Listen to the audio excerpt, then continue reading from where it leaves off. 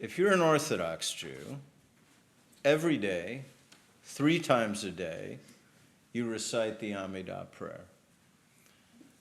On Shabbat 4 times, 1 time a year, 5 times. We're about to be on that day, Yom Kippur. And I read the words at the beginning of our service. Blessed are you, Adonai, our God, the God of our ancestors, God of Abraham, God of Isaac, and God of Jacob, God of Sarah, God of Rebekah, God of Leah, and God of Rachel. I'll note that Orthodox people don't mention the women. So that's very good that Reform Judaism changed that. So these words hold the foundation of the Jewish faith. They remind us that we pray not only for our God, the God we know through personal experience, but also the God of our ancestors, the God of tradition, the God we inherit from Abraham, Sarah, and Jacob, from all of the matriarchs, at least metaphorically we inherited from them, from the generations before us. This prayer does not allow us to choose one or the other. It insists on both. The God we know intimately and also the God of tradition. And this is really at the heart of Judaism. As I mentioned, the Baal Shem Tov teaches, I love this lesson. The Baal Shem Tov is just so full of heart. He really brought heart back to Judaism at a time when Orthodox Judaism had just become so ossified, so frozen in the medieval period. And the Baal Shem Tov really brought heart back to it, emotion back to it. Hence his teaching here about both. He never wrote a thing himself. We have one letter he wrote, actually. I'm not going to digress on that one. He does end up journeying up to heaven, though. It's a very grand letter. But his disciples fortunately preserved his teachings. And one of them reflects on that phrase from the Amidah. The reason why we say our God and God of our ancestors is because there are 2 types of belief in God. There's the belief that leans strongly upon our ancestors who have preceded us, and there is the belief that comes from the examination of the self, cheshbon hanefesh, what we're supposed to be doing now before Yom Kippur. The 2 together are complete and beneficial belief. Accordingly, we say our God and God of our ancestors. So there are 2 ways to connect with God in this understanding. Our God, the God that we discover individually and intimately, and the God of ancestors, the one that we learned from and inherit from the Jewish tradition. And neither is higher than the other. A religion of only personal experience, it could collapse inward, right? It becomes utterly solipsistic and unable to build community. And a religion only of tradition risks becoming brittle, ossified, unable to respond to the present. It's the 2 together that make Reform Judaism whole.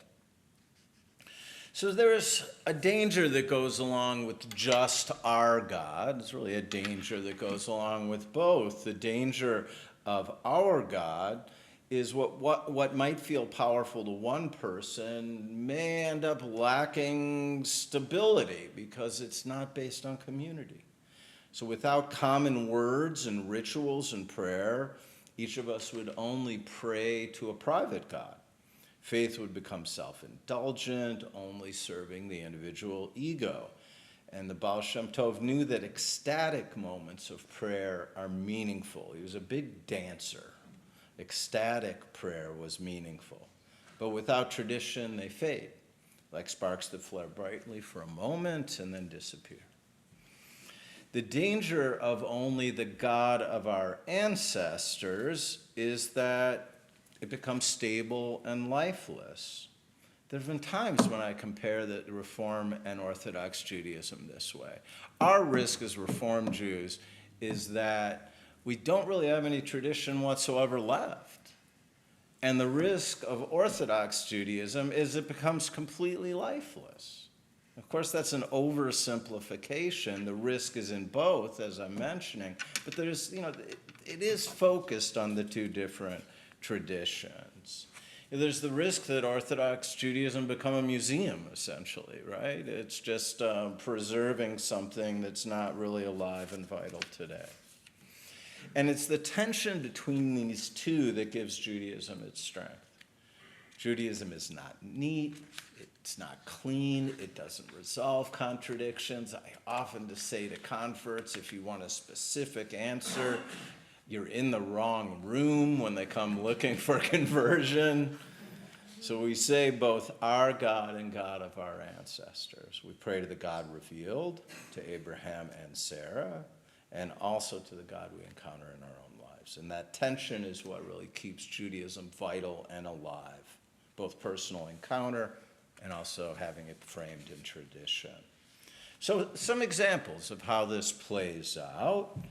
At a bar bat mitzvah, a child chants words written thousands of years ago, but ultimately they give a speech, they give a Devar Torah, and I say to each of the 12-year-olds that are working on it, this is your chance to bring yourself to it.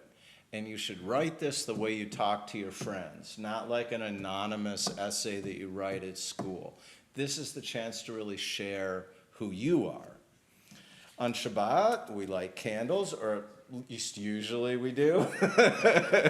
We'll hit that at the end. As our ancestors do, but we also have silent prayer.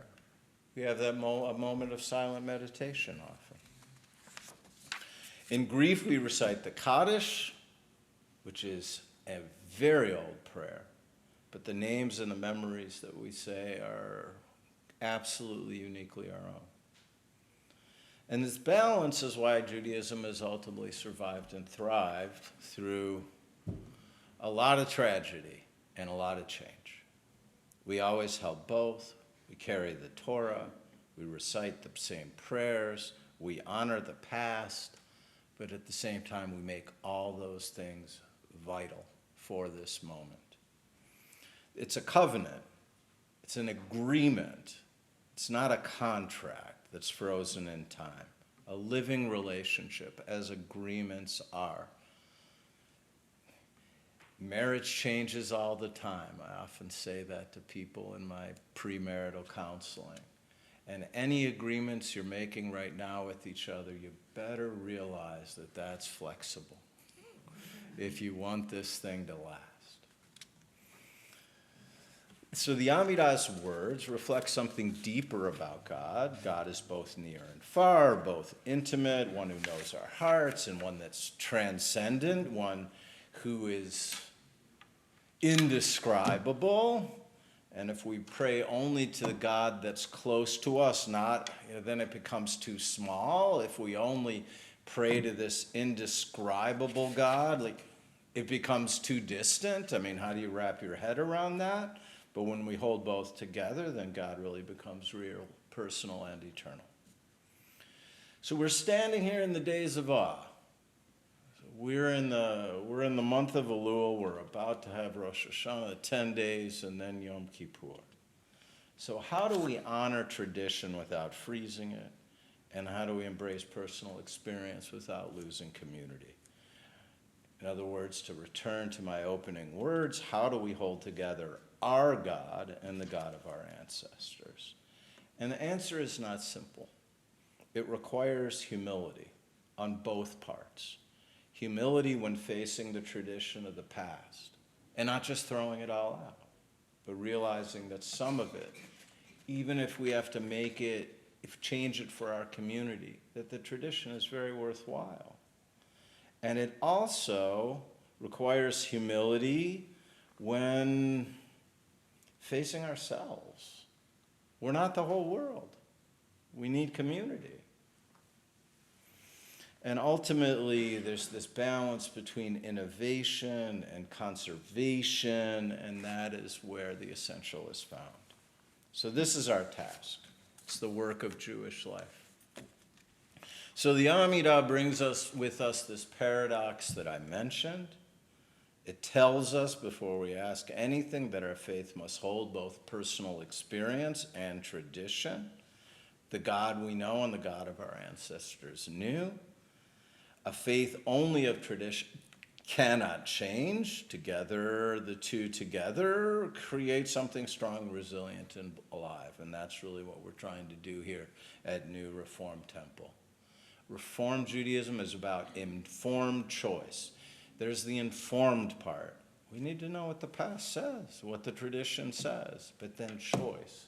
At the end of the day, it's up to us. It's up to each person as an individual. It's up to this community in this room. That is the innovation of Reformed Judaism. We shouldn't forget about how radical that was in 1860s Germany when it was created and there was nothing but an Orthodox world. That's what matters. So the next time that we rise for the Amidah, let's pause at those words. And I hope you pause at them and let them echo a bit, our God and God of our ancestors. So may you know God personally, a hard one.